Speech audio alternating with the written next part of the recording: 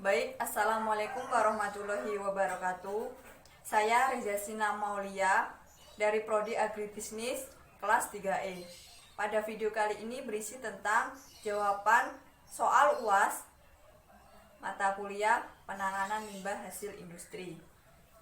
Jadi untuk soal yang pertama yaitu salah satu upaya yang dilakukan untuk meminimasi limbah adalah dengan menerapkan 6R, yaitu rating, reduce, reuse, road, recycle, responsible disposal. Yang pertama yaitu rating atau memikirkan kembali.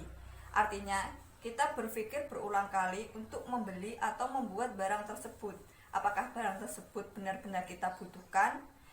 Apabila tidak dibutuhkan dan kita memaksa untuk membeli, maka barang tersebut akhirnya akan menjadi sampah ataupun limbah.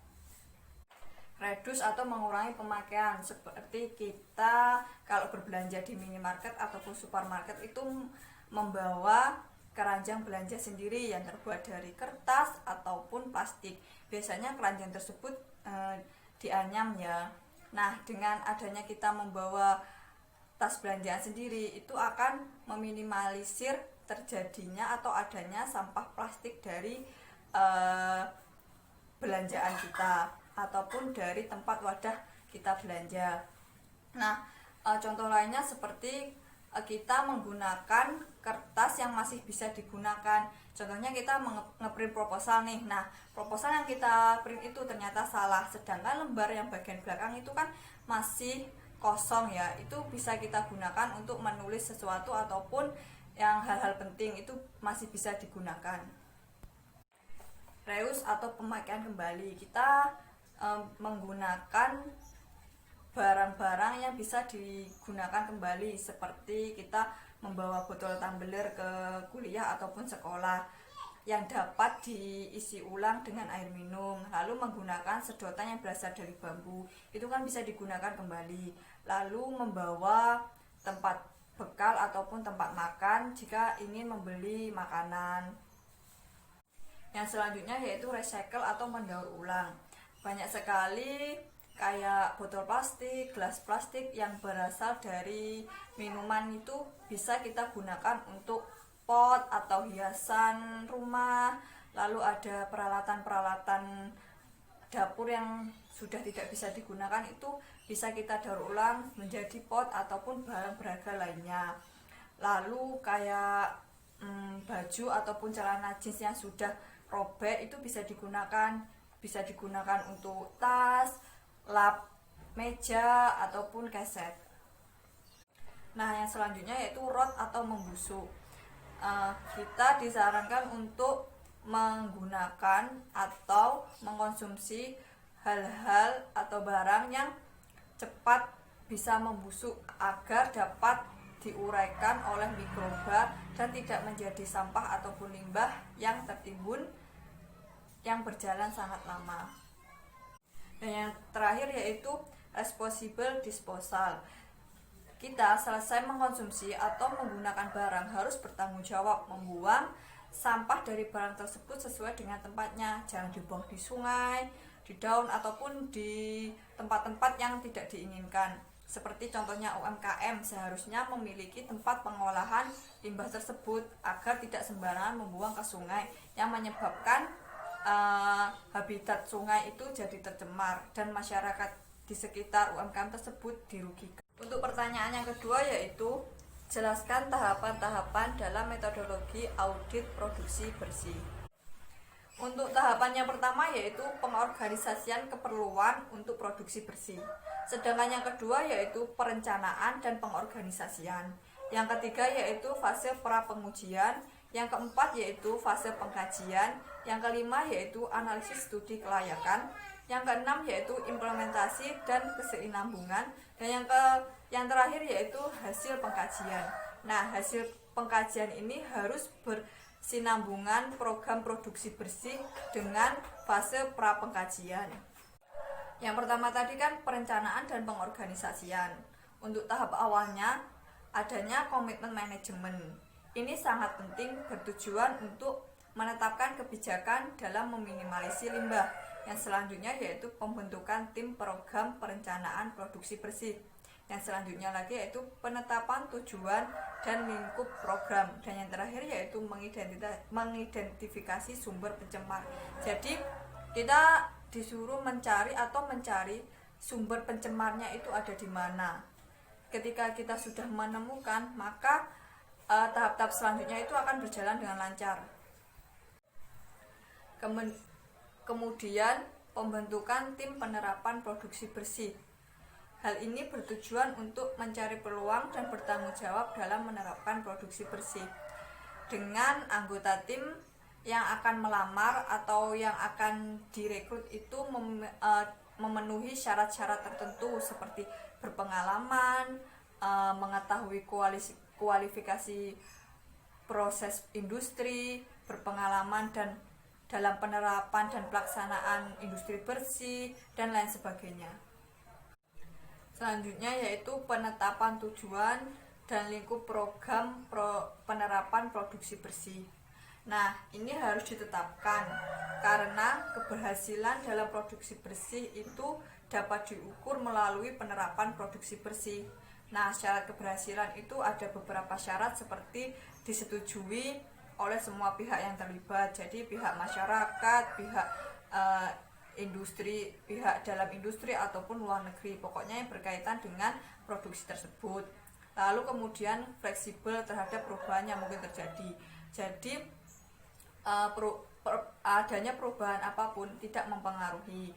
Lalu dapat diukur dengan waktu dan lain sebagainya.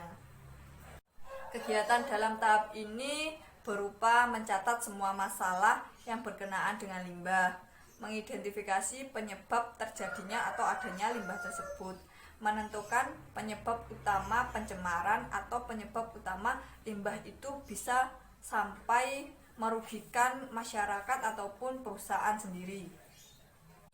Kemudian tahap selanjutnya yaitu fase pengkajian. Pada fase ini bertujuan untuk dilanjutkannya tahap ke selanjutnya. Kegiatan yang dilakukan seperti pengumpulan informasi, mengidentifikasi dan mengevaluasi peluang untuk mengurangi pencemaran atau adanya limbah. Pada fase pengkajian, produksi yang baik meliputi menyajikan semua informasi yang tersedia pada unit operasi seperti bahan baku, produk, air, dan penggunaan energi. Kemudian menjelaskan sumber, kualitas, dan jenis limbah yang ditimbulkan oleh perusahaan itu sendiri. Yang selanjutnya yaitu mengidentifikasi di mana terjadinya proses inefisiensi dan wilayah yang terdapat kesalahan dalam hal manajemen. Fase pengkajian yang baik meliputi mengidentifikasi efektivitas kerusakan lingkungan, mengidentifikasi di mana opsi produksi bersih dapat diterapkan, dan menghitung jumlah biaya dan manfaat dari implementasi opsi tersebut. Dan yang terakhir yaitu menentukan prioritas opsi produksi bersih yang telah diidentifikasi. Tahap selanjutnya yaitu analisis kelayakan. Di dalam analisis kelayakan ada 3 tahap. Yang pertama yaitu kelayakan teknis, kelayakan ekonomis, dan implementasi. Kelayakan teknis sendiri terdiri dari 4 bagian. Yang pertama yaitu proses. Proses ini berkaitan dengan kesesuaian prosedur operasi dan produksi dengan kondisi yang ada, serta peningkatan efisiensi proses. Yang kedua yaitu peralatan. Ketersediaan tempat serta perawatan mesin itu sangat perlu dalam hal peralatan. Yang ketiga yaitu tenaga kerja. Tersedianya sumber daya alam yang memadai serta sistem yang aman bagi pekerja. Biasanya itu pekerja itu diberi APD atau alat pelindung diri dengan protokol yang sesuai dengan perusahaan tersebut. Soal yang ketiga yaitu industri kecil dan menengah mendominasi kegiatan perekonomian Indonesia 99%, dan limbah yang dihasilkan tidak dapat terelakkan. Namun sebagian besar dan hampir keseluruhan pelaku UMKM abai dalam penanganan dengan dalil keterbatasan anggaran. Apabila Anda ditunjuk sebagai Menteri Perindustrian, langkah apa yang akan Anda lakukan? Yang pertama yaitu saya mewajibkan pelaku usaha untuk memiliki izin lingkungan. Izin ini nantinya yang akan digunakan untuk mendirikan izin berusaha. Sebelum mendirikan usaha tersebut, pelaku usaha akan saya tanyai, limbah apa yang akan dihasilkan oleh industri ini? Dan sudah adakah tempat untuk pengolahan limbah industri ini? Jika tidak ada, maka pelaku usaha tersebut harus wajib memiliki tempat pengelolaan limbah industri. Dan yang kedua yaitu mensosialisasikan atau melakukan penyuluhan terhadap pemilik UMKM, masyarakat, karyawan yang bekerja di industri mengenai tentang limbah itu apa, bahayanya limbah jika dibuang sembarangan, dan keuntungan jika mengelola limbah tersebut. Kan tadi sudah akan diadakan penyuluhan mengenai keuntungan mengelola limbah yang dihasilkan industri tersebut. Dengan adanya pinjaman yang diberikan, maka perusahaan akan mengelola dan mendapatkan untung dari limbah tersebut. Hal tersebut akan berlangsung terus-menerus sehingga pihak UMKM dapat membayar pinjaman yang diberikan, dan sebagian lagi uangnya bisa dimasukkan ke dalam perusahaan. Dan yang terakhir yaitu memberikan penghargaan terhadap UMKM yang mampu mengelola limbahnya dengan baik. Dengan adanya penghargaan ini, pihak industri ataupun UMKM kecil lainnya dapat berlomba-lomba untuk mendapatkan Dengan adanya penghargaan ini, pihak industri lain ataupun UMKM lainnya akan berlomba-lomba untuk mendapatkan penghargaan tersebut.